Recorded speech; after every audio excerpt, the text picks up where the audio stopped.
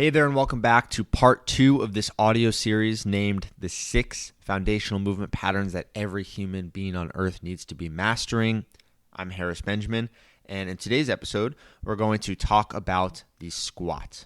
All right, the squat pattern is the first of the 6 foundational movement patterns that you need in your life. All right, so a few quick reminders before we get into the episode. So first, at any point during this series or after, if you have questions, always feel free to email me, harris@coachedbyharris.com.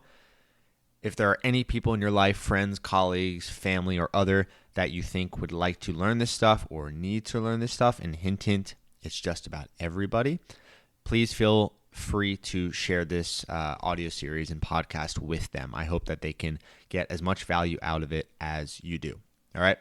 And finally, remember that part 1 gave the overview of what all of these movements are focused on in our training. So if you have any questions or if you're unsure, or if you missed the first introduction, go back to part 1 of the series, listen to that, and then you can get into these specific movement sections. All right. So today's episode is all about the squat. The squat. It has many variations. You can do it in many ways for all shapes and sizes, all ages, but it's a foundational movement. It has been called the king of all exercises for great reason. It is responsible for so much strength and development in our lower body and in the foundation of our bodies as a whole. All right. So the name is pretty self-explanatory, but just in case, the squat in its most simplest form is squatting down and up, right? It's a movement that we have all been doing quite literally since we were little babies, right? If you ever see a little baby just sitting on the floor in this perfect deep squat, it is a natural movement. It's what our bodies are meant to do. When we poop and sit on the toilet, we're squatting. When we're sitting onto a couch and getting up, right, that's a squat. Same thing with a chair. When we get into a car seat and get up, they're all variations of squats. So you can see not only from a, building muscle and looking amazing and getting strong and athletic in the gym standpoint, but just from an everyday functionality, we need to know how to squat. We need to know how to squat well, and we need to progressively build our squat capabilities over our lifetime. All right. So remember, as with all of these movements, that the variation may differ, right? You can do any type of squat with any type of equipment, right? You can hold kettlebells, you can hold dumbbells, you can use barbells, you can do bodyweight squats, right? You can hold sandbags, you can hold a person, right? I'll do squats holding my niece, and that's a great way to do it. So if you're a busy parent, you can squat while you're playing with your kids, right? You can hold luggage, you can hold anything, and you can squat, all right? Anywhere, anytime. Next is that the variation can be matched to your specific body type, your injury history, your level, right? First of all, I've trained people of literally all types, right? People in their 80s, 80 years old and up. I have trained with resistance training, 6-year-old children very safely, and they had a lot of fun doing it, and everybody in between. I've trained people with, former knee injuries, people with knee replacements, hip replacements, with, back injuries and spine injuries that are recovering, and they have been able in some way to work this squat pattern. All right. So it is for everybody.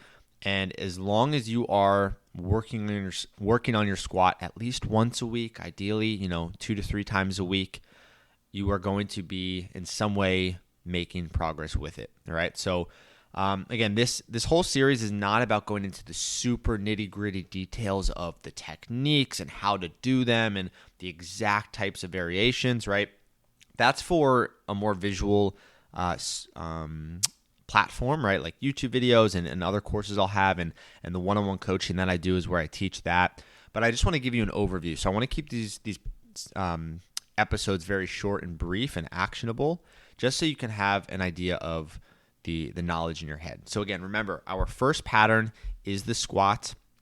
It is going to be responsible for strengthening your legs, right? It's going to be responsible for strengthening your base as a human being, right? The connectivity that we have with the earth starts in your feet. And if you can squat down with good range of motion and really strong form and squat up, ideally with extra resistance, you're going to have a really solid body from the ground up, and it's going to help all your other endeavors, whether it's to, look better naked or in a bathing suit, whether it's to just perform better as an athlete or just as a person, a parent, a friend, whatever you want to do, right? If you want to go hiking, if you want stronger legs overall to enjoy life more, the squat is a foundational movement. So remember, there are so many different variations. You can do what are called goblet squat variations, which is where you hold something at your chest. You can do, barbell type variations where you have some sort of bar on your back or on the front of your shoulders, right? I will start pretty much everybody with a goblet squat variation where you have a weight at your chest, right? Because it is much easier on the shoulder mobility. You don't have to have so much shoulder mobility to do it. So it's much more user-friendly for most people to start with or even to continue with for a long time. And it's more accessible, right? All you need is something to hold at your chest. So if you have no equipment, when I train students and they are, in other countries or they're traveling and they have no equipment, I will have them get their suitcase and fill it with, books and clothes and other things, and they'll bear hug that at their chest and they'll squat in different variations, right? And it works incredibly well. If you have kettlebells, if you have dumbbells, like I mentioned earlier, if you have people, if you have kids or babies, you can do the squat. So there's other variations, but I would recommend starting with that one. And that's about it. You will be more athletic. You'll be awesome. You'll enjoy your training much more if you get better at the squat variation. And again, there are different stances. There are all these other details which we can get to in another episode in the future. But just know anything where you are squatting down and squatting up, whether you're sitting to a box or to a chair or you're just, freestanding in the middle of space and you're squatting up and down, it all counts. All right. So foundational movement pattern number 1 is the squat. Train it consistently, get better at it. Let me know if you have any questions. And I will see you in the next part of this series.